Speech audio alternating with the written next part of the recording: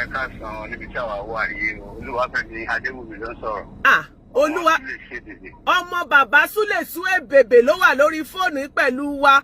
Ẹ pẹ̀lẹ́ sà, ẹ dẹ̀ kú àṣẹ̀yìndé bàbá. Mo gbà ládùúrà wípé ẹ ṣé gan. Ọlọ́run á dúró ti gbogbo yín pátápátá. Àmín Jésù. Ẹ̀yin èèyàn mi ṣàlàáfíà lẹ wà.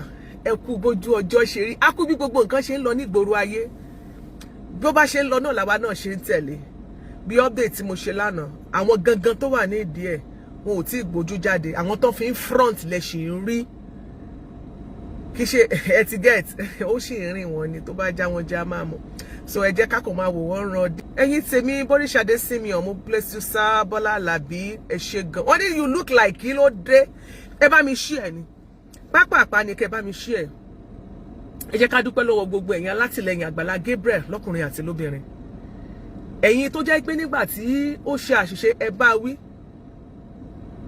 Ẹ fi ọwọ́ ọ̀tún ẹ fi bọ́mọ wí, ẹ tún fi ọwọ́ òsì ẹ fi fà mọ́ra. Ẹ ṣé gan. Crossblog XTV, God bless you.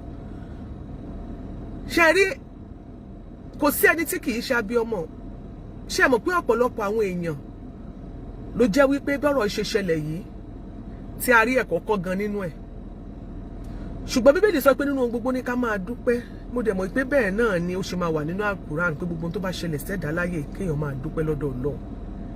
Inú mi dùn, ayọ̀ mi kún láti rìn láàárọ̀ làwa ṣì wáyé. Èmi á mọ̀ pé mi ìyá lájẹ́ yín náà rèé mọ̀ ń gánà bá bọ̀ ọ̀rọ̀. Ẹ wo mi pẹ̀tẹ̀pẹ̀tẹ̀ lọ́rọ̀ tèmi. Ẹni ọ̀rọ̀ mi bá ṣe kíni tó bá taba lónìí ẹ sọ fún nítàn kó má fi ṣe bínú o, ṣùgbọ́n kó lọ rí ìtúnbẹ̀ ṣe ni. A ò lọ́rọ̀ púpọ̀ tá a máa sọ lónìí. Àkọ́kọ́ akọ́ máa dúpẹ́ lọ́wọ́ ká tó mẹ́ẹ̀kọ́ yìí. Àkọ́kọ́ máa dúpẹ́ lọ́wọ́ gbogbo ẹ̀yin èèyàn. Àtẹ̀yin tẹ́ ẹ rí wa, tẹ́ ẹ bú wa. Àtẹ̀yin tẹ́ ẹ rí wa, tẹ́ ẹ yọ̀ mọ́ wa. Ẹ ṣeun mo dúpẹ́. Àlòkẹ́ nìkan lára ó wà ní South Africa. Ó tún wá sórí mẹ́sẹ̀jì mi ń bì lórí WhatsApp mi. Ó tún wá bú mi. Bí tọ́rọ̀ yẹn ká lára dé. Oríṣiríṣi àwọn èèyàn ni. Èmi ò kú ní bínú. Kódà mi ò tí ì fún lésì. Nítorí oríṣiríṣi ẹ̀dá lọ́lọ́run dá sílẹ̀ ayé. Gbogbo ẹni tẹ́rin lójú títì tó ń rìn lọ. Ṣé gbogbo wọn lẹ́rù bí wọ́n jọ yín ẹjọ́ wà bákan náà ni. Ẹlòmíì aṣọ ló bo ọ̀pọ̀lọpọ̀ nǹkan mọ́ra. Ẹlòmíì walking cups ní tó yẹ pé ó kàn ń rárìn lọ. Tẹ́ pé yóò gbọ́dọ̀ bàjá. Kọ́lọ́run Elédùmarè kó má ṣe wá ní òkú láàrin alààyè. Àdúrà mi ni wípé kí gbogbo akádàgbà kádògbò ká fọwọ́ páwó ká fèrèkì jòbì. Bàbá Sule Suebebe bàbá yẹn ti lọ. Ṣùgbọ́n kinní kan ni mo rí gẹ́gẹ́ bí tí mo rí dìmú nínú ìgbésí ayé bàbá yẹn ni pé ó ní oore ọ̀fẹ́ láti tọrọ ìdáríjì ẹ̀ṣẹ̀. Ìyẹn nínú mi fi ń dùn. Ọ̀pọ̀lọpọ̀ wà tí ò ní oore ọ̀fẹ́ láti tọrọ ìdáríjì ẹ̀ṣẹ̀. Ọlọ́jọ́ sì dé tó sì mú lọ. Kọ́lọ́run Elédùmarè kó dákun nínú àánú rẹ̀ kó fún wa ní oore ọ̀fẹ́. Kó má jà bọ́ sí àjìn ayé. Kó má jẹ́ kí ọ̀tá ó yọ̀ wá. Kọ́lọ́run Elédùmarè kó ṣàánú fún gbogbo wa. Mọ́mí Kẹ́mi Florence ṣàlàáfíà lẹ́wà. Mọ́mí Bọ́lá ti tó ń kọ́. Bọ́lá ti tó Adébẹ́sìn.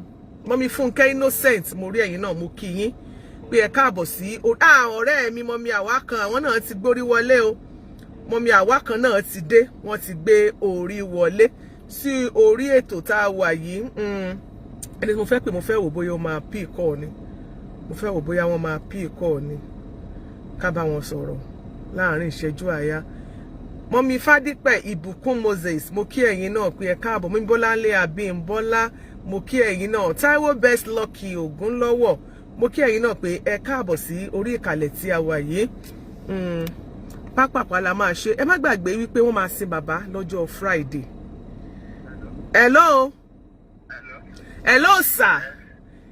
Ẹ káàárọ̀ níbi tẹ́mi wà yìí. Yàlájẹ́ courtroom ló ń bá yín sọ̀rọ̀. Ẹ káàsán níbi tí àwa wà yìí o. Olúwafẹ́mi Adéwùmí ló ń sọ̀rọ̀. Olúwa ọmọ bàbá Sule Suebebe ló wà lórí fóònù pẹ̀lú wa. Ẹ pẹ̀lẹ́ sà, ẹ dẹ̀ kú àṣẹ̀yìndé bàbá. Mo gbà ládùúrà wípé ẹ ṣé gan. Ọlọ́run á dúró ti gbogbo yín pátápátá. Àmín Jésù. Ẹ dárúkọ yín lẹ́ẹ̀kan sí kí n tó wọnú ìbéèrè lọ sà. Orúkọ mi ni Olúwafẹ́mi Adéwùmí ọmọ Dayọ̀ Sule Suebebe. Ọmọ bàbá wa Dayọ̀ Sule Suebebe. Ẹ jọ̀ọ́ nínú ọmọ bàbá ipò kélòó lẹ wà nínú ọkùnrin? Èmi ni second born lọ́kùnrin. Ẹ̀yin ni second born lọ́kùnrin. So ẹ̀gbọ́n mélòó lẹ ní níwájú sà? Mo ní ẹ̀gbọ́n méjì. Méjì, okay, obìnrin kan ọkùnrin kan àti bọ̀dá Wálé. Bẹ́ẹ̀ni. Ó dáa. Ṣàlàáfíà lẹ everybody wà. Àlàáfíà la wà. Lórúkọ Jésù àlàáfíà Ọlọ́run ò ní fi gbogbo wa sílẹ̀. Àmín Jésù. Ẹ jọ̀ọ́ bàbá ọkùnrin mi gẹ́gẹ́ bí àwọn olólùfẹ́ bàbá nígbà tí bàbá yín wà láyé. A dẹ̀ mọ̀ wípé ètò òsìnkú ó sì ń lọ lọ́wọ́lọ́wọ́. Pẹ̀lú ògo Ọlọ́run. Ẹ jọ̀ọ́ ṣé ẹ lè sọ nípa burial arrangement yẹn kẹ́ bá wa sọ fáwọn ènìyàn wa torí àwọn tó bá fẹ́ wá àwọn tẹ́ bá dẹ̀ fẹ́ invite kẹ́ ẹ fẹnu sọ báyìí ká gbọ́ ká tó wọnú ìbéèrè mi lọ. Lórúkọ tí bàbá àti ti ọmọ àti ti ẹ̀mí mímọ́ ó mú kí ẹnì kankan wá sílẹ̀ kó wà pẹ̀lú wa. Àmín. Mo dúpẹ́ pé àwa ọmọ àgbẹ̀yìn arúgbó wa àtẹ̀gbọ́rò bàmíjẹ́ èrò ayọ̀ náà la gbọ́ ṣùgbọ́n ohun tó pọ̀ jù bẹ́ẹ̀ tí mo fẹ́ sọ lórí àwọn tó ran bàbá lọ́wọ́. Okay, ṣé bẹ́ẹ̀ lẹ ti fẹ́ ká ti kọ́kọ́ bẹ̀rẹ̀ béèrè ni ẹ kọ́kọ́ bá wa san arrangement ká wá wọnú àwọn ìyẹn kẹ́ wá máa dárúkọ wọn. Prógámù bẹ̀rẹ̀ láti nǹkan bíi Friday by 12 o'clock. Lọ́sàn-án Friday. The program start. Níbo ló ti bẹ̀rẹ̀? Venue sir.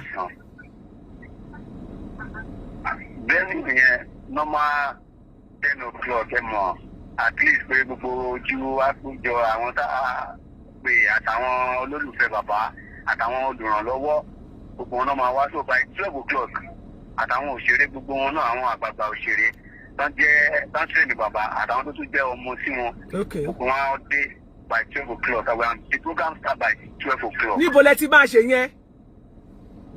Ní Àgbàlá Gabriel. Ní ìjọ Àgbàlá Gabriel. Ìjọ Àgbàlá Gabriel nílùú Ìbàdàn. Bẹ́ẹ̀ ni mà pẹ̀lú ògo Ọlọ́run. So nígbà tẹ́ bá ṣe yẹn kí wá nígbà ni wọ́n máa wọnú ilẹ̀ ìgbà báwo ni wọ́n ṣe máa ṣe gbogbo ẹ̀ ṣe máa ṣàlàyé yẹn náà. Pẹ̀lú ògo Ọlọ́run kọ́ ló máa fẹ́ lómi ìṣe wa. Àmín. A dúpẹ́ fún gbogbo àwọn olólùfẹ́ tí ń tan bàbá lọ́wọ́. A dẹ̀ tún dúpẹ́ fún Àgbàlá Gabriel fún ribiribi oore tí wọ́n ṣe. Ẹ ṣàfẹ́ dúpẹ́ ṣé ní páwọn ilé ìmoore.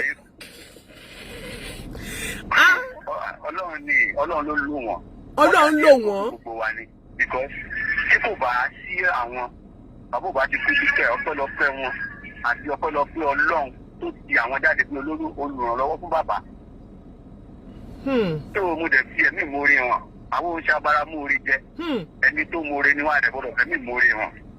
Àgbàlá Gabriel wọ́n try wọ́n ṣe ohun ribiribi sẹ́mi kò lérò ṣùgbọ́n mo fi ọpẹ́ àtìyìn fún ọba tó dá ayé àti ọ̀run tó jẹ́ pé òun ni kábíyèsí òun lórúkọ tí aráyé gbọ́ tí gbogbo orúkọ wúlẹ̀ orúkọ Jésù ládẹ̀ pé tí gbogbo orúkọ wúlẹ̀ so bàbá yẹn ó ṣe ń ṣe Ọlọ́run máa gba àdúrà ẹ̀. Àmín. oore tó dẹ̀ ṣe kò ní kábàámọ̀ pé òun ṣe oore. Àmín.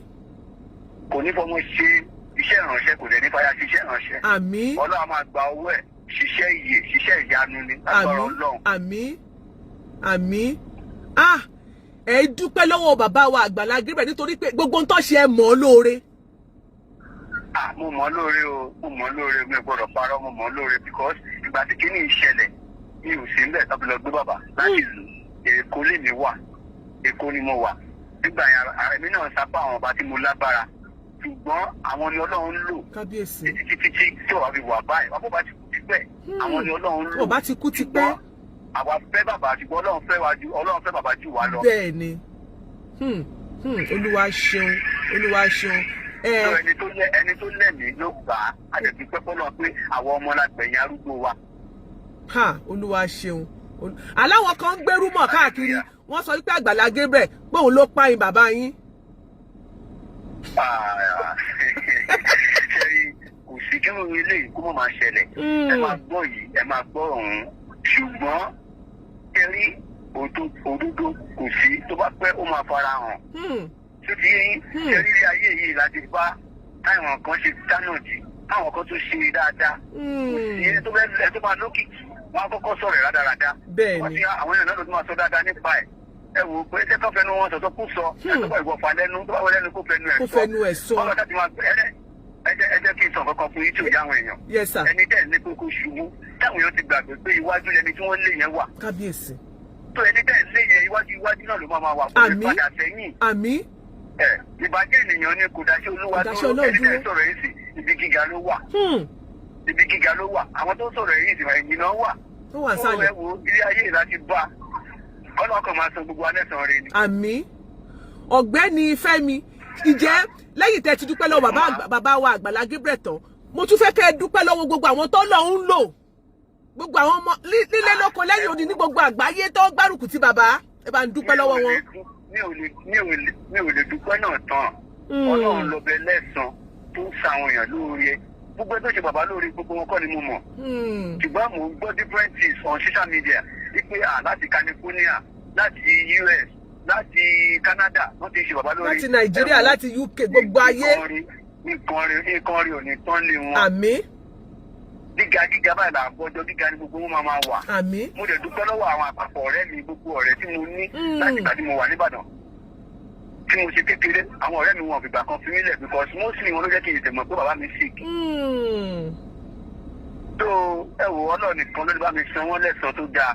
Tí bá sọ mélòó ni mo fẹ́ sọ Ọlọ́run lọ bá aláàánú kó bá mi ṣíjú àánú wo gbogbo wọn kó bá mi ṣíjú àánú wo ìdílé tiwọn náà. Àmín. Àmín. Ẹ ṣeun gan. Inú mi dùn gan. Àwọn ọ̀rẹ́ yín Ọlọ́run Elédùmarè á dúró ti àwọn náà kò ní dá wọn dá bùkátà àwọn náà. Àmín.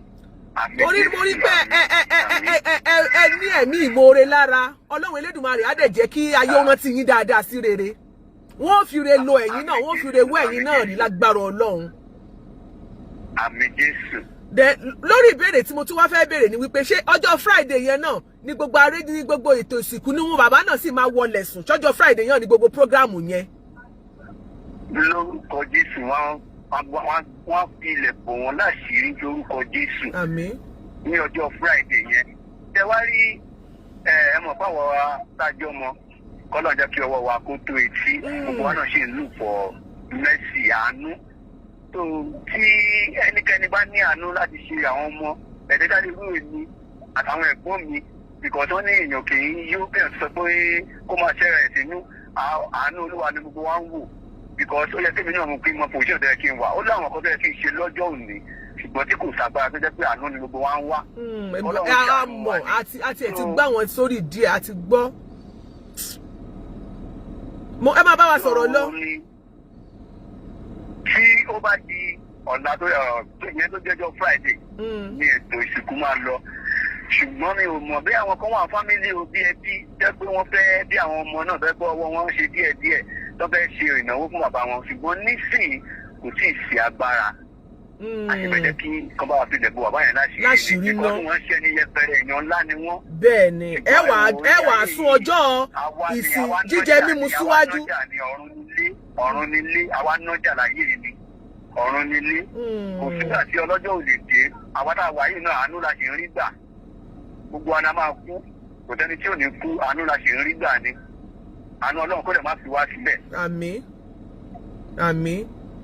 So àánú Ọlọ́run ò ní fi yín sílẹ̀ lágbára Ọlọ́run. So tí bàbá bá wọlé sùn báyìí tó bá wá di pé bí ẹni ẹni pati whatever tẹ́ fẹ́ ṣe ẹ wá dájọ́ yẹn síwájú. Pẹ̀lú ògo Ọlọ́run mà. Ìyẹn náà ó dáa. Ọlọ́ka tiẹ̀ kọ́kọ́ filẹ̀ bo bàbá láṣìírí ná. Àánú àwọn èèyàn ti ń gbàdúrà fún yín pé àánú ó fọhùn lágbára Ọlọ́run. Gbogbo ẹ̀yin èèyàn tí ẹ wà ní orí ètò àtẹ̀yin tẹ́ máa padà wo ètò yìí lọ́wọ́. Ọ̀gbẹ́ni tó ń bá wa sọ̀rọ̀ náà ni ọmọ bàbá second son bàbá Sule Suebebe gangan ni Mr. Fẹ́mi ni orúkọ wọn. Adéwùmí. Bàbá Mr. Fẹ́mi Adéwùmí ọmọ bàbá Dayọ̀ Adéwùmí aka Sule Suebebe ọmọ wọn gangan lẹ ń gbọ́rọ̀ lẹ́nu wọn ni. Olúwa wà pẹ̀lú yín wà. Tá bá rí ẹnikẹ́ni tó bá fẹ́ ṣe ìrànlọ́wọ́ fún wọn ẹ̀yin èèyàn ṣé báwo ni ẹ má tí lọ lórí ètò ẹ jẹ́ kí n gbọ́ nǹkan táwọn èèyàn fẹ́ sọ náà mo fẹ́ ka kọ́mẹ̀ntì àwọn èèyàn ẹ jẹ́ ká kọ́mẹ̀ntì náà tó bá fẹ́ ṣe ìdílé fún bá fẹ́ ṣe ìrànlọ́wọ́ fún ìdílé yín àbí fún ẹ jẹ́ ká gbọ́. Ọlọ́run kò ní fi gbogbo wọn sílẹ̀ àmì mo ka kọ́mẹ̀ntì mo mi jẹ́ ayé ọba Prince Ayọ̀dèjì Fúnkẹ́ Innocent wisdom rèé o bẹ́ẹ̀ ni bàbá ẹ mọ̀ pé bàbá Sule Suebebe ní wọ́n ní wisdom. Bẹ́ẹ̀ ni ẹni tó bá bíyàn lèèyàn ń jọ. Lágbára Ọlọ́run. Awosiji Bola, God's mercy will locate all the children in the name of Jesus. Amen. Anu Ọlọ́run àwa orí. Tabere ẹnikẹ́ni tó bá fẹ́ ràn lọ́wọ́ ní Nàìjíríà lẹ bá wà ní, lókè òkun lẹ fẹ́ wà ní. Àwọn ọmọ bàbá náà nìyẹn. Bóyá ẹ fẹ́ ṣe ìrànlọ́wọ́ fún wọn pé tọ̀ ká tiẹ̀ bá wọn ràn wọ́n lọ́wọ́ lẹ́yìn gbogbo ètò ìsìnkú yìí. Ẹ jẹ́ ká mọ̀. Ẹ fẹ́ invite wọn lọ sí abroad ní anything tẹ́ bá fẹ́ ṣe ẹ jọ̀ọ́ ẹ jẹ́ ká mọ̀. Ẹ jẹ́ ká mọ̀. Ẹ jẹ́ ká mọ̀. Àwọn wọn more. Let's contribute things into your account and give it once. Okay. Ṣé ká fi account wọn sílẹ̀ ní àbí to my account ke and give it once. Okay. God will send, okay, mercy will locate. But ẹnìkan ló sì sọ̀rọ̀ Èṣùpòfo ṣe wà ó máa tọ́jọ́ mẹ́ta. Àfáà Paul Èṣùpòfo. Ẹnìkan ló sọ̀rọ̀ God will send helper to them. Okay. So tó bá ṣe jẹ́ ṣá Mr. Femi máa padà kàn sí yín since I have your number. So people are let's raise something for them at once. Okay, we should raise something for them at once. Ṣé máa okay Yalaji account. Okay, wọ́n ní kí n fi account mi sílẹ̀. Ẹ jọ̀ọ́ ẹ sọ̀rọ̀ account ta ni ká fi sílẹ̀. Account details is ẹ jẹ́ kí n fi account uncle yìí sílẹ̀. Ẹ jẹ́ ká fi àkáǹtì bọ̀dá Fẹ́mi sílẹ̀ àbí ti bọ̀dá Wálé ẹni tó máa jẹ́ agbẹ̀rẹ̀ kìíní fún wọn. Ṣé ẹjọ́ àkáǹtì ni Mr. Fẹ́mi àkáǹtì ta lẹ máa fún wa? Ẹ wá. Hello. Sir. Àwọn kan sọ ìyá láti àkáǹtì. Bí ẹ fẹ́ mọ iye tẹ́ ẹ dá ni your own account number. Mercy will locate. Ìyálájì account. Okay. Account mi Ìyálájì account. Okay okay wọ́n ní kí n fa account mi sílẹ̀ ẹ jẹ́ kí n fa account. Okay Ìyálájì account oya ẹ jẹ́ kí n fa account mi sílẹ̀. Okay so tó bá ṣe jẹ́ ẹ máa mọ̀ mo máa print everything jáde fún yín use your own and give them. Okay wọ́n ní ká dáhùn yẹn jọ ká kó fún yín ká lè mọ̀. Okay my account. Okay so Uncle Femi mo bá jẹ́ kí n fa account mi sí ngbà náà kẹ́ tó kúrò lórí ètò yìí. Ẹ lo okay First Bank mi ẹ lo ti First Bank. First Bank ṣé mo ṣe rántí àkáǹtì First Bank ṣá. Ẹ lo Stanbic ní mo rántí Stanbic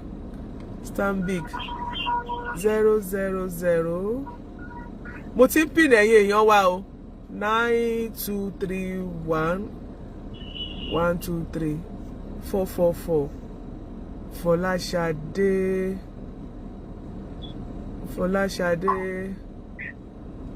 Fúnmiláyọ̀ Tanímọ̀lá. Ẹ tó bá fẹ́ Zelle ẹ lo studio line láti Zelle. Gbogbo owó tẹ́ bá send ẹ lè post ẹ send ẹ lè post kíní ẹ gan sanda comment section o. Ẹ send docket sí mi, ẹ send receipt sí mi o.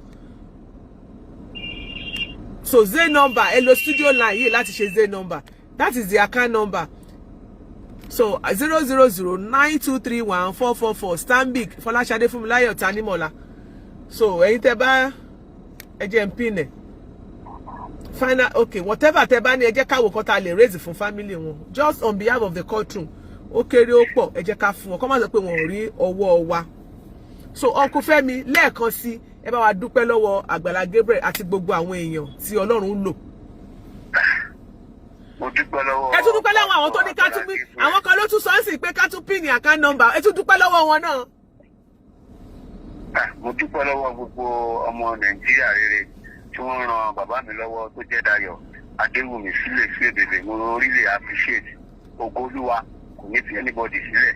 Àánú àpọ̀ nínú ilé everybody lórúkọ Jésù. Okay àmín. Nǹkan rẹ̀ kò dẹ̀ ní tán lé wa o. Àmín lórúkọ Jésù. Ẹ ṣé gan. So lẹ́ẹ̀kan sí Uncle Femi, thank you so much for your time. Thank you. My regards to the family. Ẹ bá ń kí Mr. Wale, ẹ bá mi kí everybody, gbogbo ọmọ pátápátá, àyè anybody sílẹ̀. Ẹ bá wa kí wọn o. Ẹ̀yin bàbá dá lórúkọ Jésù. Ọlọ́run bá wa mú ọjọ́ rò lágbára Ọlọ́run. Lágbára ẹ̀yin náà gbogbo tẹ́ bá ṣe ń lọ ṣe bí Èkó ni gbogbo yín wà lẹ́tí ń lọ sí Ìbàdàn àbí? Bẹ́ẹ̀ni máa. Ọlọ́run bá mi pàlọ́ àlọ́ àtàbọ̀ yín mọ́ lágbára Ọlọ́run. Ẹ ò ní ṣìrìn. Àmín Jésù. Kẹ̀dẹ̀ bá mi kí mọ́ sí yín náà dáadáa. àbí ọmọ tòótọ́ Ọlọ́run á jẹ́ kí wọ́n jèrè ọmọ lágbára Ọlọ́run, wọ́n á jèrè yín lágbára Ọlọ́run, ẹ ó ṣe rere lójú ẹ̀mí wọn lágbára Ọlọ́run. Mo gbà ládùúrà pé ayé tí ẹ ṣe ò jẹ́ ìrùdí á jẹ́ lórúkọ Jésù, ẹ ò ní kánjú kú, ẹ ò ní kúkú ọ̀wọ̀ọ̀wọ̀ tọmọtọmọ lágbára Ọlọ́run. Lẹ́yìn òkú bàbá yín ire á dé, ògo á fọhùn nínú ayé gbogbo ẹ̀yin ọmọ lórúkọ Jésù. Ògo dé ẹ̀mí pé wà ní jẹ́ sí yín lágbára Ọlọ́run. Dáadáa la máa rí ẹnìkan tí bá wa sẹ́ndì 1000 ara ẹ̀ náà ni ẹni sẹ́ndì 1000 náà try Emmanuel Ọláọ̀fẹ́, God bless you. Ẹ ṣé gan ni, ẹ ṣé mo dúpẹ́ gan kú Fẹ́mi. God thank you so much for your time. Amen. Gbogbo bí tí wọ́n ti yọ owó náà ọ̀nà ò ní tí mọ́ wọn. Àmín. Àbùdí ní tolókun, àbùdí ní tọlọ́sà, Ọlọ́run máa bùkún wọn. Àmín Ire Jésù. owó, ire nílà wọn, ní àjàrí wa á wá wọn rí. Àmín. Àánú àfọ̀n lé gbogbo wọn lórúkọ Jésù. Àmín, àmín, àmín Jésù. Ẹ ṣé gan ni. So tó bá ṣe jẹ́ èmi náà máa kàn sí yín. So nínú àkáǹtì yẹn èmi náà drop 50,000 naira síbẹ̀. Ẹ ṣé gan ma, ẹ ṣé ọmọ iṣẹ́ yín á gbèrò mà lórúkọ Jésù. Ibi gíga ni la máa fa yín lágbára Ọlọ́run. Àmín, àmín. Ẹni orógun àkóbá àdábá o, ẹni orógun àkóbá àdábá. Àmín. Ẹ ṣé gan. Ẹni ṣẹ̀ṣẹ̀ lórúkọ Jésù. Àmín, àmín. Ẹ ṣé gan. All right. God bless you. All right. So tó bá ṣe jẹ́ I'll get back to you. Yes sir. Okay, take care. But my regards to everyone in the family. All right. Yeah. So, ọmọ bàbá Sule Suebebe lẹ ti gbọ́rọ̀ lẹ́nu wọn yìí. Táwa bá fẹ́ sọ̀rọ̀, àwa máa sọ fáàtì ni. No be ṣe pé wọ́n ní pé ó jọ pé kinní kan àwa máa sọ̀rọ̀. A ti sọ fún yín pé orí bí ilẹ̀ tí mọ̀ bó ṣe ń lọ. Ọjọ́ Friday lètò ìsìnkú máa wáyé. Friday ọ̀sẹ̀ yìí. Date Friday ṣé kìí ṣe 22. Today is kí ni date òní ná? Ẹ jọ̀ọ́ kí ni date Friday ná? Bí 22, 12. Wọ́n dẹ̀ pe gbogbo àwọn òṣèré pátápátá. Wọ́n pe gbogbo àwọn tó kọ́ bàbá níṣẹ́. Wọ́n pe ẹbí wọn para. Wọ́n pe gbogbo ẹ̀yin olólùfẹ́ bàbá Sule Suebebe pé ká ṣe ẹ̀yẹ ìkẹyìn fún bàbá ní ọjọ́ Friday lágo 12. Mo sọ fún yín ṣé ní tí bá ń sọ̀rọ̀ mo máa ń ju àwọn ọ̀rọ̀ mo máa ń ju point sílẹ̀ ṣùgbọ́n tètè ká lọ́jọ́ yẹn ọjọ́ tèmi àti yín sọ̀rọ̀ tí mo ní mo wá sọ̀rọ̀ okay Friday is 21st okay on the 21st ọjọ́ tí mo àjọ ń sọ̀rọ̀ tí mo sọ̀rọ̀ lọ́jọ́ yẹn 21st mọ́ mi mo pé lọ́lá ìbídàpọ̀ God bless you mo sọ̀rọ̀ kan mo ní tó bá wu àwọn ọmọ mo ní wọ́n lè sọ wípé wọ́n fẹ́ sin sílé bàbá Sule Suebebe mo ní ṣebí òun ló ní ilé ẹ̀ ṣé ẹ rántí pé mo sọ bẹ́ẹ̀ mo ní ẹni tó lẹ́rù mo lóun lé lẹ́rù ẹni tó lẹ́rù mo lóun ló lẹ́rù mo lóun ló ní ilé ẹ̀ mo ní tó bá wù wọ́n lè sí mo ti já yín sí ti pẹ́ tètè gẹ́ẹ̀tì mi ni ilé bàbá ni wọ́n sin bàbá sí torí bàbá ló nílé àwọn ọmọ bàbá Sule Suebebe wọ́n sì mọ̀ọ́re ẹnìkan béèrè lórí comment section yẹn pé kí ló dé tí wọn ò wá yọjú venue Agbala Gabriel ni church Agbala Gabriel wọ́n ti máa ṣètò ìsìnkú wọ́n wá lọ sí ibi ilé wọn tó wà níbi tí Agbala Gabriel kọ́ fún wọn ibẹ̀ náà ni wọ́n máa sin bàbá sí ẹ má dára yín láàmú mo sọ fún yín mo lóun ló nílé rẹ̀ tó bá wù wọ́n lè sin bẹ̀ ibẹ̀ ni wọ́n ti máa ṣe gbogbo ẹ̀ àwọn ọmọ bàbá ẹnìkan béèrè question kí ló tí wọn wá yọjú ìgbà tí bàbá Sule Suebebe tí wọ́n kú tán ní àwọn ọmọ la ṣẹ̀ṣẹ̀ wá rí gbogbo text messages voice note tí bàbá àwọn ọmọ gan ló sọ pé tí bàbá sẹ́ẹ̀dì àwọn ọmọ sọ fún bàbá pé daddy we are coming daddy à ń bọ̀ wá wò yín à ń bọ̀ lọ́jọ́ báyìí daddy we are coming bàbá ló ní pé kí wọ́n má wá voice note pastor Gabriel gan fetí ara wọn gbọ́n wọn láwọn sọ pé káwọn dẹ̀ jáde káwọn sọ wípé àwọn ọmọ yẹn ò lẹ́bi kankan níwájú bó ṣe wù kó kéré mọ́ níwájú Ọlọ́run àti yàn they wanted to come wọ́n bá bàbá wọn sọ wọ́n communicate pẹ̀lú bàbá wọn àwọn ọmọ alálùbáríkà ni àwọn ọmọ dáadáa ọmọ téèyàn fi yan gan ni síbẹ̀síbẹ̀ Olúwa dára sí wọn àdúrà tèmi ni pé k'Ọlọ́run kó jọ̀ọ́ kó bá mi gbé wọn lórí sókè àwọn ọmọ bàbá ilé yìí wọ́n mọ oore so ẹnikẹ́ni tí ìwọ bá nípa láti ṣe ìrànlọ́wọ́ fún òun náà ni ẹnì kejì rẹ tọ́jú ẹ̀ dáadáa ṣé mo pin nọ́mbà yẹn àbí mi ò pin ẹ jọ̀ọ́ ṣé mo pin ẹ account details yẹn ṣé mo pin ẹ jẹ́ o okay ó dẹ̀ pé mo pin ẹ okay mo pin ẹ ẹnikẹ́ni tí ìwọ bá nípa láti ṣe ìrànlọ́wọ́ fún òun náà ni ẹnì kejì ẹ tọ́jú ẹ̀ dáadáa mo bẹ̀ yín nítorí ìtọ́lọ́hún nǹkan kí nǹkan tá a bá ní ẹ jẹ́ ká fi ràn wọ́n lọ́wọ́. Èmi máa fi 50,000 sílẹ̀, ẹ tó bá ní 500,000 lè fi sí, ẹ tó bá ní jù bẹ́ẹ̀ lọ lè fi sí. Ẹ jẹ́ ká wò lórúkọ Ìyálájé courtroom. Wọ́n ní not pin no kẹ̀ mo pin ni ẹ. Ẹ̀yin èèyàn mi ẹ mọ̀mọ̀ sọ báyìí mo pin ni ẹ lẹ́ẹ̀kan. Ẹ jẹ́ tún on pin kí wọ́n á tún pin ni ẹ. Ṣé ẹ ti rí báyìí, ṣé ẹ rí pé mo pin ẹ jọ ẹ tẹ́ bá ti rí pé mo pin ẹ jẹ́ kí n mọ̀ ẹ indicate pé mo pin ẹ. Mọ́mí Fúnkẹ́ Innocent, God bless you ma. Wọ́n láwọn send 5,000. God bless you ma. Ọlọ́run Elédùmarè á jẹ́ kí ọwọ́ yín máa lọ síwájú. Pin, God bless you. Mo ti fi sí padà, mo ti pin ẹ padà. Ifátúmọ̀ Kẹ́hìndé, mo ti fi sí padà. You pin it, God bless you. Mọ́mí Mopélọ́lá, just put it down. Mo tún wá pin ẹ padà ni. It's pinned already. Hey, Steve Don, God bless you. Ọlọ́run tún mi ṣe. God bless is there. God bless you. Ẹ ṣé. Ẹnikẹ́ni tẹ́ bá ní ẹni tó bá fẹ́ ṣe, ẹ jẹ́ ká ṣe nǹkan fún wọn lórúkọ Ìyálájé courtroom, ká fún wọn. Nǹkan tá a ní rè. Ká kàn fún wọn ní orúkọ wa. Ká fáwọn ọmọ. Owó ṣe jìbọlá, God bless you. Àwọn èèyàn máa ti ń fún wa ní nǹkan. Àwọn èèyàn ti ń fún wa ní nǹkan. Àwọn èèyàn ti ń fún wa ní nǹkan. Ẹ ṣé o. Ẹ ṣé. Bá a ṣe máa dá ní tèrè èjì tèrè. Ẹ bá mi share.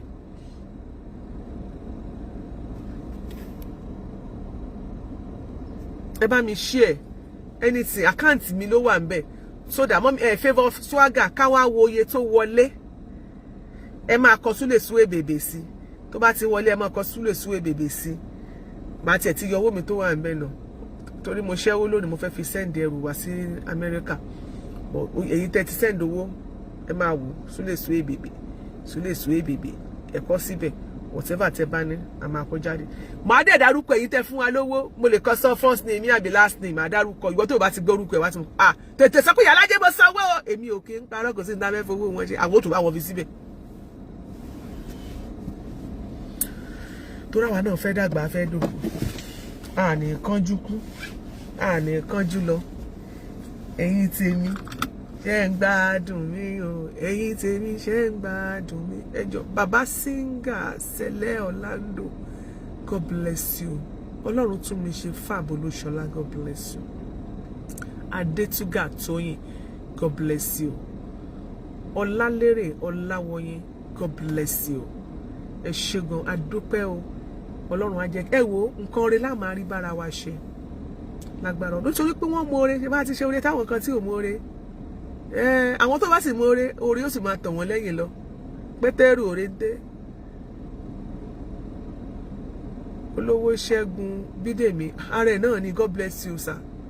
Ara ẹ̀ ní 1,000 ara ẹ̀ ní báwo ní tẹ̀lé òdìkejì yóò ṣe dúró yóò ṣe déédéé nìyẹn. Adégbètè Olúwatóbi, ẹ jọ̀ọ́ ẹ bá wa jẹ́ káwọn èèyàn kan bá wa ṣe owó sí. Gbogbo àwọn èèyàn wa tó wà ní diaspora, Bódìjà, ẹ̀yin ará Bódìjà, God bless you. Mary Gold, God bless you. Ẹ jọ̀ọ́ bá wa ṣe owó sí. Ẹ̀yin tẹ́ wà ní diaspora ẹ bá wa ṣe owó sí kó yẹ kó lè tètè gborí sókè dáadáa. Ẹ jọ̀ọ́ ẹ bá fẹ́ fún wa 100 tó fẹ́ fún wa ní 200. A máa appreciate ẹ gan ni o. Ọlọ́run lẹ ṣe fún. Ẹ jẹ́ ká ṣe mo bá tá bá lè ṣe. Lórúkọ Ìyálájé Fádípẹ̀ Ìbùkún Moses wọ́n láwọn fún wa ní 2,500. God bless you. Ẹ ṣé gan mo dúpẹ́ o. Ọlọ́run á jẹ́ kẹ́ pẹ́ fún wa. God bless you so much. God bless you richly. Ẹ ṣé jẹ́ káwọn èèyàn wa túbọ̀ máa bá wa fowó sí. Gbogbo ẹ̀yin tẹ́ wà ní diaspora ẹ jẹ́ ká ṣe àní kánjú kú lórúkọ Jésù. Lórúkọ ṣé rí àwọn oore tó yẹ ká máa ṣe rèé ẹ máa fi gbàdúrà ní Olúwa má jẹ́ n kánjú kú. Ẹ fi ṣàdúrà fúnra yín. Olúwa jẹ́ kí n dàgbà kí n dògbó. Ṣé apá ti gba àti ṣàdúrà fáwọn ọmọ pé ayé tí ẹ ṣe ò jẹ́ kọ́nà jẹ́ kí ìrùdí ẹ̀ jẹ́ àdúrà ńlá ni. Ìwọ ṣì wà láyé báyìí gbàdúrà fúnra ẹ. Ọlọ́run má jẹ́ n kánjú kú. Má jẹ́ n kánjú kú. Fi ṣàdúrà fúnra ẹ. Whatever you have, please drop. Fún mi Robert. Àti drop owó yẹn a ní kẹ́ bá wa ṣe owó síbẹ̀ yẹn. A ti fi àkáǹtì sílẹ̀ please. We need to gather some money ká fún wọn. Whatever. Tabani, let's gather, please.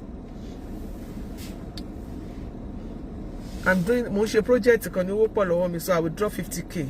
I fi 50,000 sí. Mo mi fún kẹ́kọ̀ọ́ láwọn oníṣẹ́ wa. Màá ṣe 50k sí o.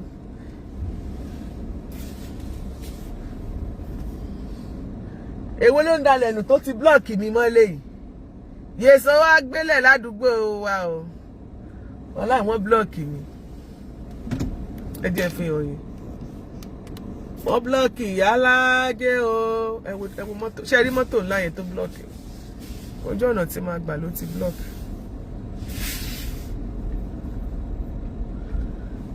Mo máa free láti Friday, mo máa free dáadáa.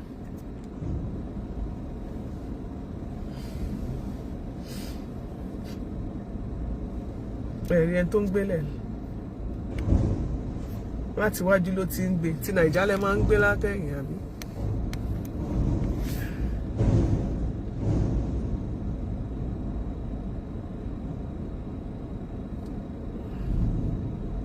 Ó ti gbé drum yẹn lẹ̀ padà.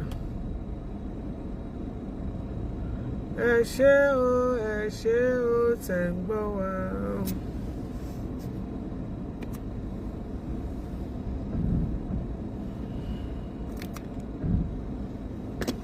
So, ẹ̀yin tèmi, thank you so much and God bless you. I got to go now. Mo ń lọ síbi iṣẹ́.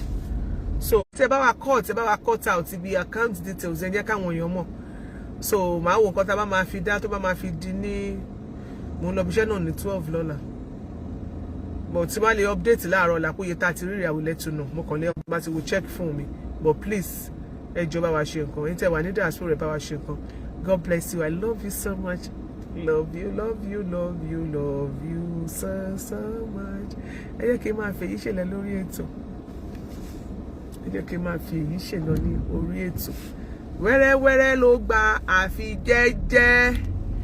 Wẹ́rẹ́wẹ́rẹ́ ló gba ọ̀rẹ́ mi. Ẹ má dáhùn o. Ẹ máa wo wọ́n tí yín o. Èmi ò ní yàrá ìmọ̀rẹ́. Mo ní èmi wo ṣẹ́ni tí èèyàn bá dúpẹ́ orí àná máa rí mi gbà. Inú mi máa ń dùn tí èèyàn bá mú rẹ̀. Ẹ jẹ́ ká máa dúpẹ́. Even though lọ́wọ́ Ọlọ́run ọba tó dá wa sáyé, tá a bá ń dúpẹ́ ní gbogbo ìgbà, á tún máa ṣe ohun ọ̀tun fún wa. A máa ṣe dáadáa fún wa síwájú àti síwájú sí. Tó bá dúpẹ́ kékeré wà tó gbà ńlá, ìyẹn tún kọ́. Ṣé gẹ̀yà blog wàláhì Ọlọ́run ló ní kí n wo mi ò mọ̀ pé wà bí. Mo kàn wojú screen mo yín drive mo kàn ya ṣé gẹ̀yà blog. God bless you sir. Ọkàn làwọn ti send 20,000. God bless you Mr. Ọkàn. Ọkàn làwọn ti send 20. Another 30,000. TJ. YC ó yẹ kẹ́ ju 20. Ó yẹ kó ju 20,000 ẹ̀yin wo. Ẹ̀yin wo. Tí mo mọ̀ yín pa. YC ẹ jẹ́ ṣọ́ra yín. Ẹ jẹ́ round up. Èmi àti oye kan náà lájọ máa san 50 lèmi máa fi lẹ̀. Yín náà máa 50 lẹ̀. Ẹ wá fi 20 lẹ̀. Ta ló máa gba 20 lọ́wọ́ yín? YC ẹ wò. Ṣé Texas àbí Dallas lẹwà yín ti America? Ṣé mi lè máa fún 20k? Ẹ jẹ́ ṣọ́ra yín. YC studio.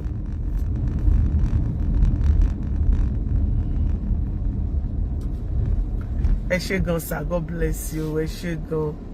Mi ò ṣe àwọn èèyàn ti bá mi kan. Máa update lọ́la. Mo pé ó yẹn máa make sense. Ó máa make sense gan ni. Ta ló ti fún wọn lówó? YC ti fi 30 ṣe ẹnu náà YC ṣe ti had 30 ni ẹ jẹ́ kí n mọ̀ have you added the 30k máa lọ wá orúkọ yín jáde nínú àkáǹtì YC ṣe add tell say me added ẹ fi added sí kí lẹ add sí 20 yẹn ṣó ti di 50 ṣe ti round up sí 50 kẹ́ṣòro Fọlákẹ́ mi Fọlákẹ́. Ẹ jẹ́ kí n mọ̀ tẹ́ bá ti hand it up.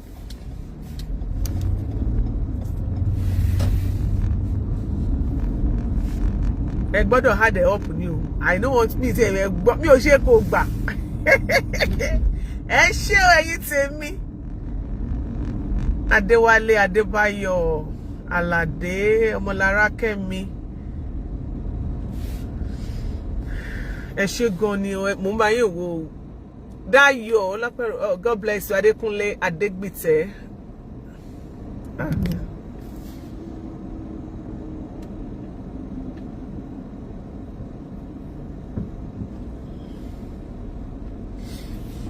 Ó yá lọ, ṣé o mọ̀ pé tí wọ́n ti ní kẹ́ tán ni? Àwa ní fowó ṣe, ọmọ ní fowó ṣe. Mo ti rọ́mọ ní anífowó ṣe kan bí o. Orúkọ yẹn kó ròyìn mọ́ mi Ọmọlọ́lá anífowó ṣe ẹ send owó sí wa sínú àkáǹtì wa.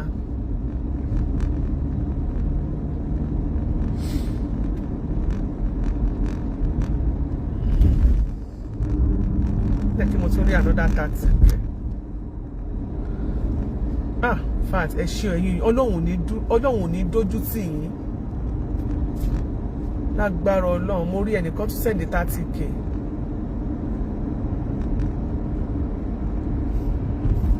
Mo máa dúpẹ́ o, ẹ ṣé o ní gbogbo ọ̀nà, ẹ ṣé. Mo rí porúkọ yẹn ń lọ yọ̀gí mo drive TJ. Okay, why still I sent 30k to Nigeria account. Okay 30k. Okay. Ní gbogbo ọ̀nà ẹ ṣé o bàbá.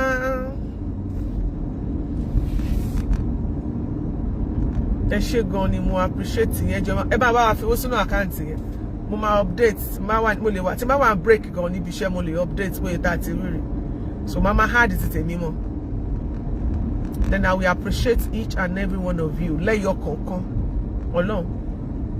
Everybody. Ẹ jẹ́ ká máa lépa àlàáfíà.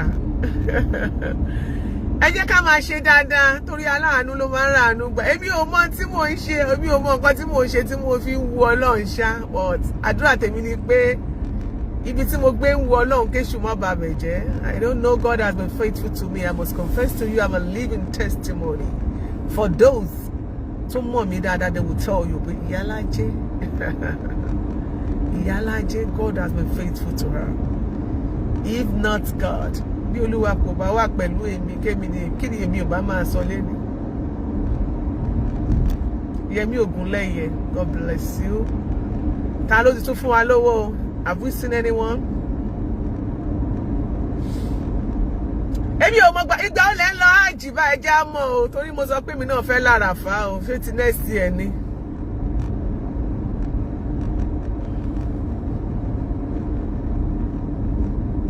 Alálùbáríkà lágbára Ọlọ́run.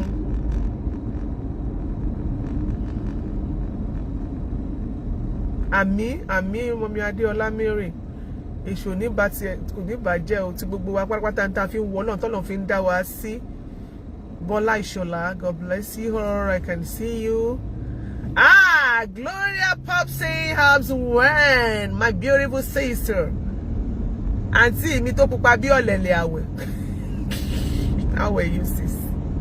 Shewa, God bless you. You are doing a very good job. Keep it up. You are very hardworking. Time, you know. You try, you don't try. They try. Along with little Mariaba me rewarding you richly. Joshua Adeshola, how are you?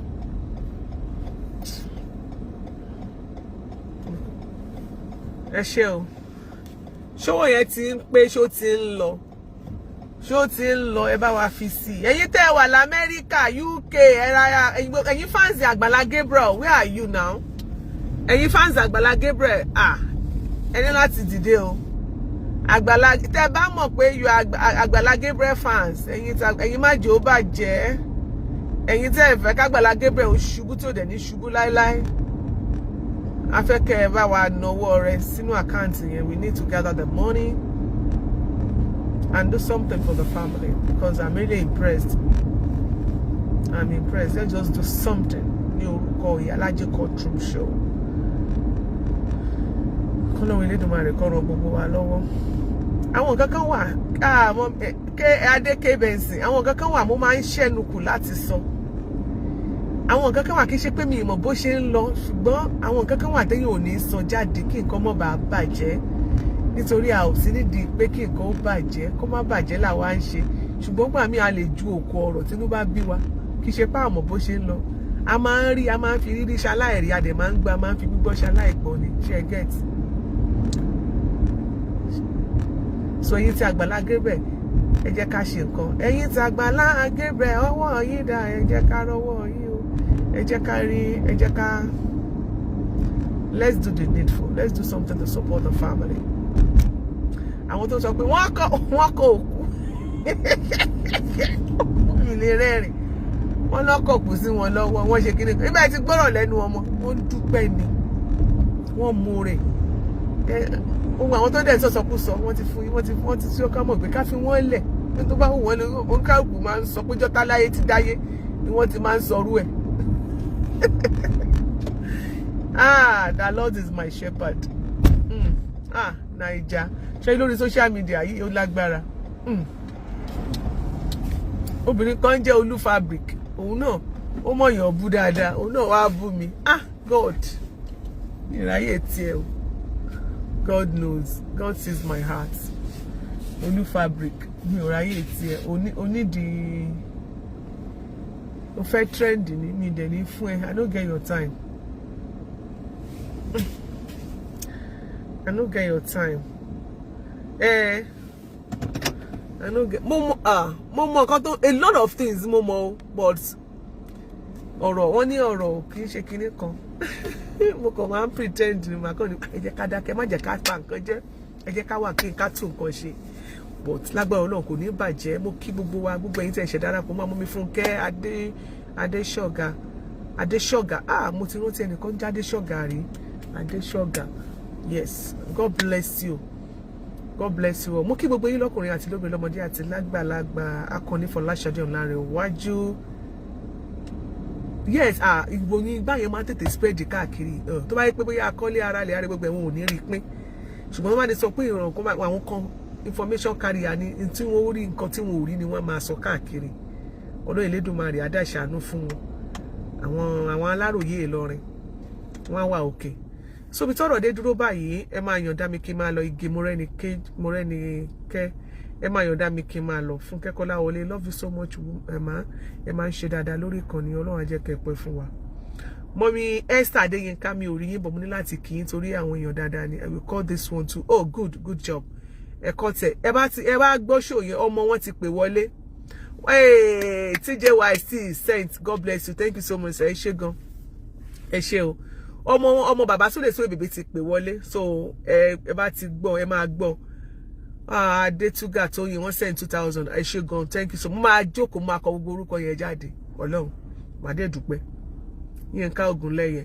So mọ́mí Esther Adéyínká wọn máa ń wà lórí ṣọ́bọ̀ mi ò rí wọn lónìí mo dúpẹ́ lọ́wọ́ wọn wọ́n máa ń wá. So àwọn táàrí mọ́mí Táíwò Abọ́sẹ̀dé Táíwò wọ́n máa ń wà lórí ètò mi ò sí orúkọ bóyá wọ́n dẹ̀ ti orúkọ wọn ti wà lókè. Adúpẹ́ lọ́wọ́ mọ́mí Adétòkunbọ̀ adúpẹ́ lọ́wọ́ ẹ̀yin náà.